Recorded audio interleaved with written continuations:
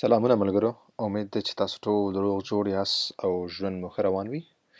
الله دې وکړي چې دغه روژه هم ښه تېرېږي. د 13م درس سره نن بیا زه ستاسو خدمت کې حاضر یم. نننی زموږ درس چې کوم دی هغه د لا فمي یا د کورنۍ په باره کې، د کورنۍ غړو په باره کې دی. لکه مور ته څه ویلی کېږي، مطلب پلار ته څه ویلی کېږي، ورور ته څه ویلی کېږي، خور ته څه ویلی کېږي فرانسوي کې. نو نننی زموږ درس چې کوم دی په همدې باندې دی. نو دا به نننی درس کې موږ وایو.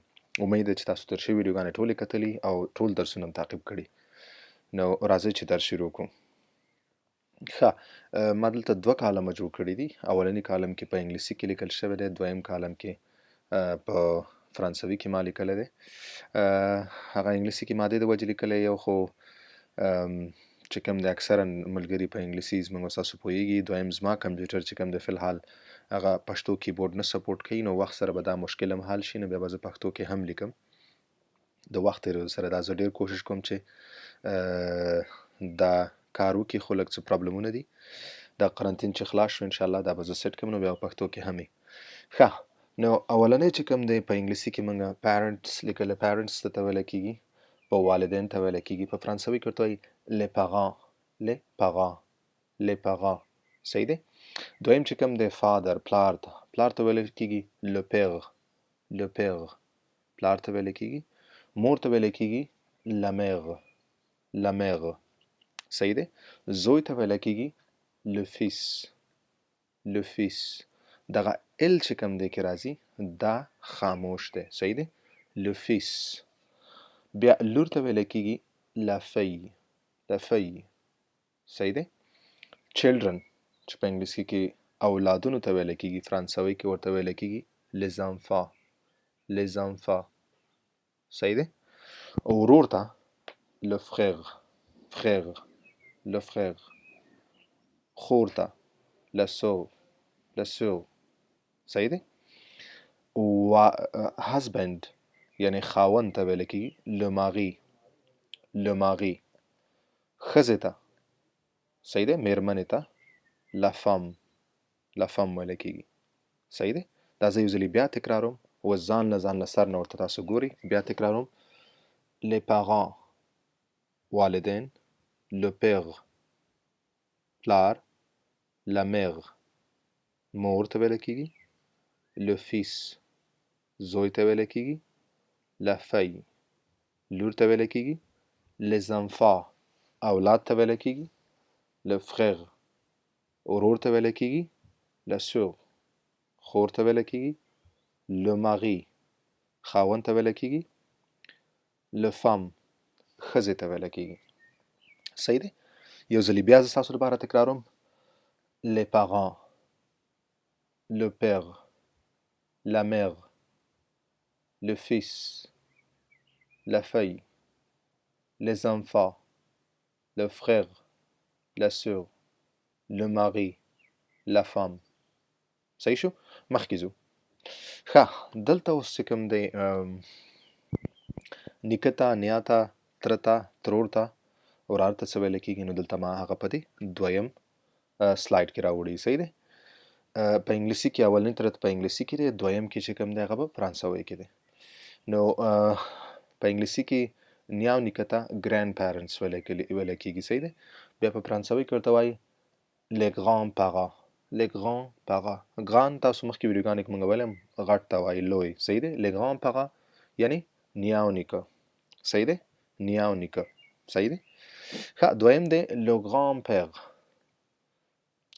le grand père ویلی کېږي نیکه ته. صحیح دی؟ صرف نور مغه پیغ پلار ته ویلی کېږي، غان غټ ته ویلی کېږي، یعنې غټ یعنې نیکه. صحیح دی؟ نو دې نه جوړ شوی le grand père نیکه. la grand mère نیا ته ویلی کېږي.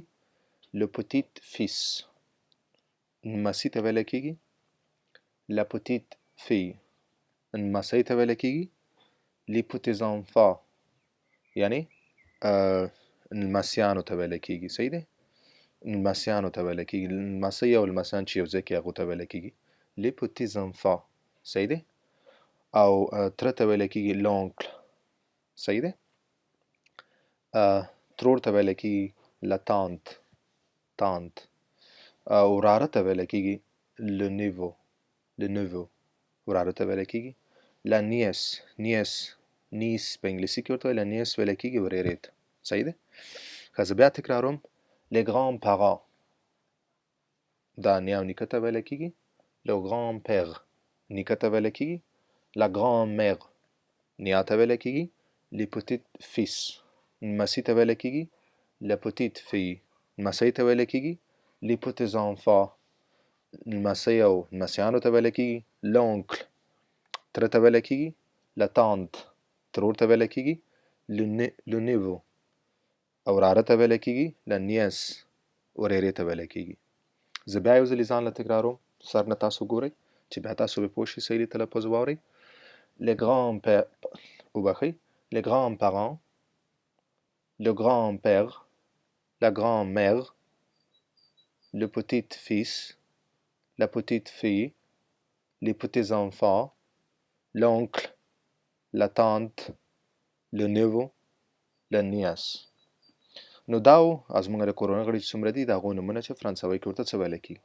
مخکې ځو ستاسو لپاره ما یو څلور مثالونه جملې هم جوړې کړي صرف ستاسو معلوماتو دپاره. دا مې بیا استعمال کړي یو څو دانې مې راخیستې څلور دانې یو څلور مثالونه مې جوړ کړي.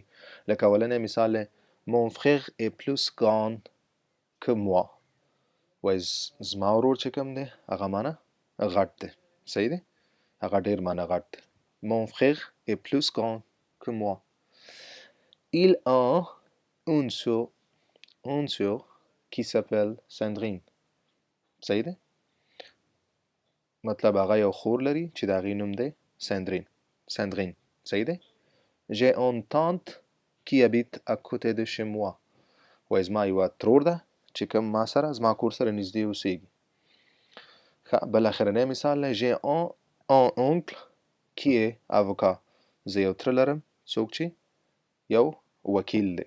صحیح دی. avocat وکیل دی. صحیح دی. نو دا څلور مثال دی. زه بیا دا تکرارونه مثالونه mon frère est plus grand que moi. Il a une sœur qui s'appelle Sandrine. J'ai une tante qui habite à côté de chez moi. J'ai un oncle qui est avocat. صحیح دی. نو دا څلور موږ مثالونه وو. دغه څلور چې کوم دی ورور، frère، sœur، tante، oncle دا ما څلور دانې دې کې استعمال کړي صرف یو څلور جملې مې جوړ کړې ستاسو دپاره. صحیح دی. نو مننه ملګرو، امید دی چې تاسو دغه څه اورېدلي په دې پوه شوي او دا څه نه څه زده کړي. تاسو دغه ویډیو بار تکراري وګورئ او تر څو تاسو دغه تلفظ او دغه سپیلنګ او دغه هر څه صحیح زده کړئ، بل په جملو کې استعمال کړئ، استفاده ترې وکړئ. صحیح دی. نورو ویډیوګانو درسي ویډیوګانو لپاره زموږ یوټیوب چینل چې کوم دی هغه سبسکرایب کړئ تر څو تاسو په خپل وخت د هرې ویډیو نه خبرېږئ.